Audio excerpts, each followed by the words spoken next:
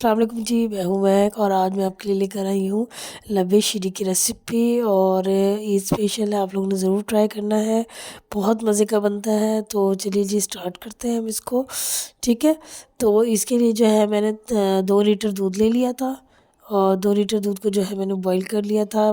Boil करने के बाद जो है मैंने 7 टेबल स्पून जो है कस्टर्ड घोल लिया था। उस कस्टर्ड को जो है आप 2 लीटर दूध में जब मिक्स करेंगे तो अच्छा सा एक रनी सा कस्टर्ड आपका रेडी हो जाएगा। ठीक है। आपने कोशिश करनी है कि बहुत ज़्यादा थिक कस्टर्ड आपने रेडी नहीं करना है, क्योंकि जब हम बाद में इसमें चीज़ें वगैरह ऐड करेंगे उसके बाद इसका टेक्सचर वैसे ही थिक हो जाएगा। तो जेली आपने 2 पैकेट ले लेनी है। ग्रीन जेली ली थी मैंने, इसमें पीच जेली ली थी और कलर्ड सेवइयाँ ले लेनी है आपने, छोटे चमचम गुलाब जामुन और साथ में थोड़ी सी बर्फ़ी ली थी, तो ज़रा अच्छा सा टेस्ट आया था। तो ये देखिए जी, कलर्ड सेवइयाँ को भी मैंने बॉईल करके रख दिया था। तो इसे मैंने सिर्फ नॉर्मल पानी में डाल के बॉईल किया था, इसमें मैंने कोई ऑयल ऐड नहीं किया, कुछ भी नहीं किया। ये मैंने देखिए गुलाब जामुन और छोटे चमचम उनको छोटे छोटे पीसेस में काट लिया था। ये जेली जब मेरी सेट हो गई, इनको मैंने क्यूब्स में काट लिया था। तो ये देखिए जनाब, तो ये दूसरी वाली जेली भी रेडी हो गई थी बिल्कुल। इसका बहुत अच्छा टेस्ट है ये। एक वैसे रेड जेली भी होती है, तो वो डालें तो वो भी बड़ी प्यारी लगती है। वैसे तो खैर आप जितनी भी डाल लें, येलो भी डाल लें, तो बड़ी कलरफुल सी रेसिपी रेडी होती है। ठीक है। तो अब इसमें जो है आपने ये देखिए, बस इसके क्यूब्स कट हो जाएंगे। उधर सेवइयाँ हमारी रेडी हो गई हैं।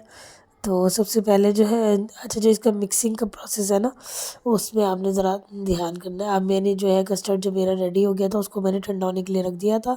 ठंडा होने के बाद जो है इसको मैंने थोड़ा सा बीट किया। बीट करने के बाद मैंने इसमें डाली क्रीम। अच्छा, जब मैं क्रीम डालूँगी ना तो साथ साथ मैं इसको बीट करती जाऊँगी। उससे ये होगा क्रीम इसमें अच्छे से मिक्स हो जाएगी और पूरे कस्टर्ड के अंदर जो है टेस्ट बहुत अच्छा आ जाएगा क्रीम का।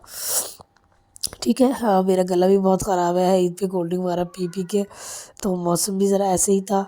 आप लोगों की ईद कैसी गुज़र रही है, अब ज़रूर मुझे बताइएगा कमेंट सेक्शन में। अच्छा, ये जी क्रीम इसमें हम ऐड करते जाएंगे। क्रीम हमने पूरी जब ऐड कर देनी है उसको अच्छे से बीट कर लेना है। इसके बाद जो है मैंने इसमें कंडेंस मिल्क ऐड किया था, 1 टिन। वो कंडेंस मिल्क मैंने इसमें डाला था। इससे भी बहुत ज़बरदस्त, यानी कि इस रेसिपी का टेस्ट डेवलप हो जाता है। आप लोगों ने ज़रूर ये कंडेंस मिल्क इसमें यूज़ करना है। तो बस इसको अच्छा सा मिक्स कीजिएगा और इसके बाद जो है इसमें फिर आपने सेवइयाँ, सबसे पहले आपने सेवइयाँ ऐड करनी है, क्योंकि वो मैंने जस्ट बॉईल किए बग़ैर ऑयल के। तो उसको जब आप इसमें डालेंगे ना, फिर आप बीटर से जब उसको हिलाएंगे तो वो फिर सेपरेट हो जाएगी।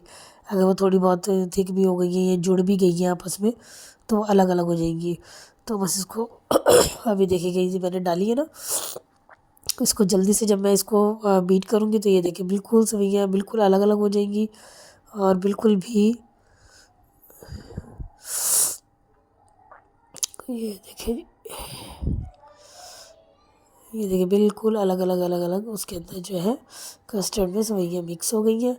अब मैंने इसमें गुलाब जामुन और जो बर्फ़ी थी उसको मैंने बर्फ़ी को तो मैंने बिल्कुल मैश कर लिया था और गुलाब जामुन जो है मैंने छोटे पीसेस में काट लिए थे और चमचम भी छोटे छोटे पीसेस में। फिर अब आपने जेली ऐड करनी है। जो जेली ऐड करने के बाद ना आपने इसको ज़्यादा बीट नहीं करना। जब आप ज़्यादा बीट करेंगे तो ये बिल्कुल जो है जेली टूट जाएगी और ख़राब हो जाएगी। तो आपने कोशिश करनी है कि जेली के बाद आपने इसको बीट नहीं करना है। जेली डालने के बाद आपने इसको जस्ट स्पून से फ़ोल्ड करना है। ठीक है, जेली आपने डाल दी, इसको स्पून से फ़ोल्ड कर लिया। तो ये देखिए जो हमारा लबे शीरी रेडी हो गया है। इसको हम डिश आउट कर देंगे। डिश आउट करने के बाद आप इसकी जो है गार्निशिंग कर लें ड्राई फ्रूट से। अच्छा जी, ड्राई फ्रूट से गार्निशिंग कर लें, जेली से गार्निशिंग कर लें। तो मैंने जो है जेली बचाना भूल गई थी ऊपर से गार्निशिंग के लिए, तो इसलिए फिर मैंने इसको ड्राई फ्रूट से गार्निश किया था और बहुत बहुत टेस्टी बना था। ज़रूर आप लोगों ने ट्राई करना है।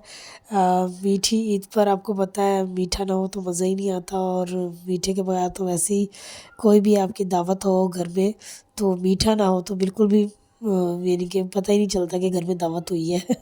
तो आप लोगों ने ज़रूर इसको ट्राई करना है।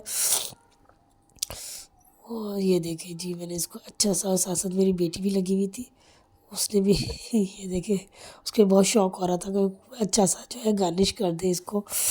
तो बस जी, ये बहुत अच्छा। इसके बाद जो है ना आपने जब अब ये नॉर्मल रूम टेम्परेचर पे है, उसके बाद जो है आप इसको जब इसके बाद फ्रिज में रख दीजिएगा। जब ये अच्छे से चिल हो जाए फिर आप इसको निकालना है और इन्जॉय करना है। मुझे दुआ में याद रखना है और ईद की खुशियों में मुझे बिल्कुल ना भूलिएगा। कमेंट सेक्शन में ज़रूर बताइएगा कि आपको ये रेसिपी मेरी कैसी लगी, और मज़ीद अच्छी रेसिपीज़ के लिए भी मुझे ज़रूर फॉलो कीजिएगा, सब्सक्राइब कीजिएगा मेरे चैनल को।